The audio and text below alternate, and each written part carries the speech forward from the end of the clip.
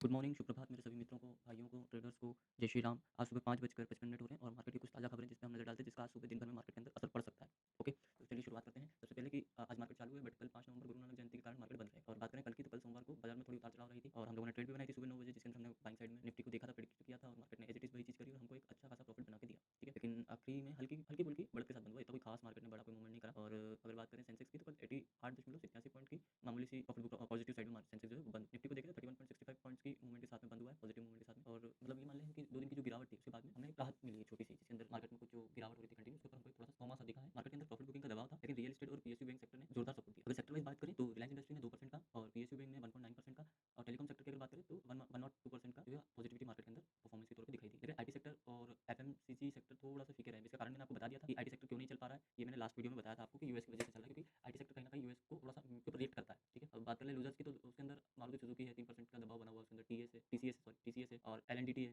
जिसमें एक 1 और 3% की जो है गिरावट थी। अगर बात करें अक्टूबर महीने की, तो निफ्टी ने 4.5% की और सेंसेक्स ने 4.6% की तेजी दिखाई है। उसके बाद में 7 महीने का ये सबसे मजबूत रैली था। ठीक है? लेकिन अब जो क्वार्टर 2 के रिजल्ट है और इंडिया यूएस ट्रेड डील है, उस पर थोड़ी-सी उम्मीदें लोगों को हैं। अगर अभी तक की बात कर लें, तो बाजार खुलने से पहले गिफ्ट निफ्टी जो है 25,700 के आस-पास ट्रेड कर रहा है और जो कल की जो क्लोजिंग थी वो कल की क्लोजिंग से हल्का-सा नीचे। जो एक्सपर्ट्स हैं उनका कहना है कि निफ्टी जो है वो 25,700 का सपोर्ट पर टिका हुआ है, लेकिन 25,800 के ऊपर ब्रेकआउट अगर हो जाता है तो एक पॉजिटिव साइड में हमको निफ्टी दिखा। और विक्स इंडिया की बात करें तो विक्स इंडिया अपने 4 महीने के हाई पर। तो निफ्टी के लिए बात कर लें हम, तो 25,700 का सपोर्ट देख सकते हैं और 25,800 का जो है रेजिस्टेंस। और सेंसेक्स की अगर बात करें तो 83,900 से नीचे स्लिप होता है तो फिर दबाव बढ़ सकता है। अगर सीजनल ट्रेड की बात करें तो नवंबर का महीना अगर आप देखेंगे तो 8 से 16 सालों में निफ्टी जो है पॉजिटिव रहा है। ठीक है? और क्वार्टर 2 के रिजल्ट मजबूत आने की उम्मीद है, जो मार्केट के अंदर एक अच्छी पॉजिटिविटी और एक अच्छा बूस्ट दे सकते हैं। और जो टेलीकॉम सेक्टर के अंदर पॉजिटिविटी दिखी है, उसका एक कारण ये भी है, एक है सबसे बड़ा कारण है सरकार बीआई की पूरी जो पेंडिंग एजीआर ड्यूटी है, सभी बकाया राशि जो भी उसकी है, उसको उस पर रिकंसिडर कर सकती है। दूसरी चीज़, और सिर्फ एफवाई 2016-17 की 5,606 करोड़ या अतिरिक्त 9,450 करोड़ पर इंटरेस्ट पर रिलीफ का स्कोप। और दूसरी बड़ी चीज़, जो टेलीकॉम ग्लोबल होल्डिंग्स है, वो बीआई के अंदर करीब 35,000 से 52,000 करोड़ के आसपास का इन्वेस्टमेंट कर सकती है। ठीक है? तो इसके वजह से भी शेयर के अंदर एक अच्छा उछाल देखने को मिला। अब टेलीकॉम ग्लोबल हैंडलिंग कौन सी कंपनी है? ये न्यूयॉर्क की एक प्राइवेट इक्विटी फर्म है, जो डिजिटल और एनर्जी और इंफ्रास्ट्रक्चर में इन्वेस्टमेंट करती है। और बात करें आईपीओ की, तो लेंसकार्ट का आईपीओ जो है वो $821 मिलियन का है और आईपीओ 5 घंटे में सब्सक्राइब होगा, लेकिन वैल्यूएशन ज़्यादा लग रही है और स्टार्टअप्स की वैल्यू पर सवाल उठ। और आज ग्रो का आईपीओ ओपन हो रहा है, जो देखने में मजा आए। और रिलायंस का क्वार्टर 2 का प्रॉफिट जो है वो 10% से ऊपर है। इंडिया का सबसे most important economical data manufacturing PMI data out हुआ है। प्रीवियस कितना था? 58.4 और एक्चुअल कितना है? 59.2। मतलब भारत का जो मैन्युफैक्चरिंग सेक्टर है उसके अंदर बेहतरीन तरीके से काम चल रहा है। एक बार मैं आपको पुराना डेटा दिखाता हूँ। जो सितंबर में आया था वो 57.7 और इस बार आया है 59.2। ठीक है? हम ग्रोथ कर रहे हैं धीरे-धीरे। और जो हमारे मित्रगण हैं जिन्होंने बोला था कि इंडिया की इकोनॉमी डेड है, उनसे बात कर लेते हैं, जिनकी लाइव है इकोनॉमी, इनका डेटा भी देख लेते हैं।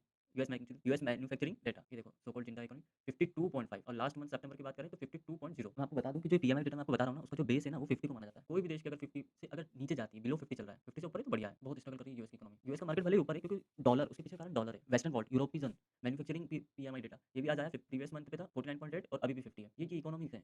ऐसी इकोनॉमी अगर जिंदा है ना, तो इससे तो अपन लोग जिनको डेड इकोनॉमी बोला है ना, वो ज्यादा बेहतर काम कर रही है, प्रॉब्लम क्रिएट कर सकता है। कौन सा? रिलायंस, अनिल अंबानी जी वाला Reliance. Reliance ED trouble seems to be closing in on Anil Ambani business group. The enforcement director ED has frozen more than 40 properties valued at 3,000 crore residence and civilians properties across major Indian citizens. The ED said has provisional attached properties worth about 3,084 crore linked to initiate of the group. The order was issued on October 31st, 25 under section 5(1) of the Division of Money Laundering Act PMLA. ED has attached properties across Delhi, Noida, Ghaziabad, Mumbai, Pune, Thane, Hyderabad, Kanchipuram, East Godavari। और अनिल अंबानी की तरफ से एक बयान आया जिसमें उन्होंने कहा बाजार में इसका कोई फर्क नहीं पड़ेगा। सुबह से ऐसा हिंट मिल रहा था। तो अनिल अंबानी के पास में जितने भी कंपनीज हैं उसके ऊपर थोड़ी सी नजर रखिए और इसकी कंपनी से थोड़ा सा आप लोग दूर रहें। शेयर प्राइस अगर सस्ता हो उसको देख के बाइंग मत करो। मार्केट एक्सपर्ट के हिसाब से इंडिया की जो इकोनॉमी है ना, वो थर्ड क्वार्टर से एक बढ़िया मोमेंटम बन सकता है, क्योंकि कंजम्पशन, मैन्युफैक्चरिंग, डिजिटल पेमेंट्स, इन तीन चीजों के कारण इंडिया की जो इकोनॉमी है ना, थर्ड क्वार्टर से बढ़िया मोमेंटम बना सकता है। देखिए एक और अपडेट देखिए, India's BFSI expand 50 times in market capitalisation over 2 decade. बाप रे बाप। बीएफएसआई मतलब banking financial service insurance sector. Okay, इन सेक्टर में जो है 50 गुना कैपिटलाइजेशन इंक्रीज हुआ है 2 साल में। नेक्स्ट रिपोर्ट अब आप देखते हैं, India could cut trade cost boost exports via. CPTA जो अपना ट्रेड कॉस्ट है, मतलब जो अपना ट्रांसपोर्टेशन कॉस्ट है, और ज्यादा कम करने के लिए, और ये भी बोल सकते हो कि टैरिफ को थोड़ा सा बाईपास करने के लिए सीपीटीए इसके थ्रू यहाँ पे जा सकता है। अब एफआईआई के डेटा की बात करें तो एफआईआई का जो डेटा है उसके अंदर 1,883.78 करोड़ की जो है सेलिंग आई है।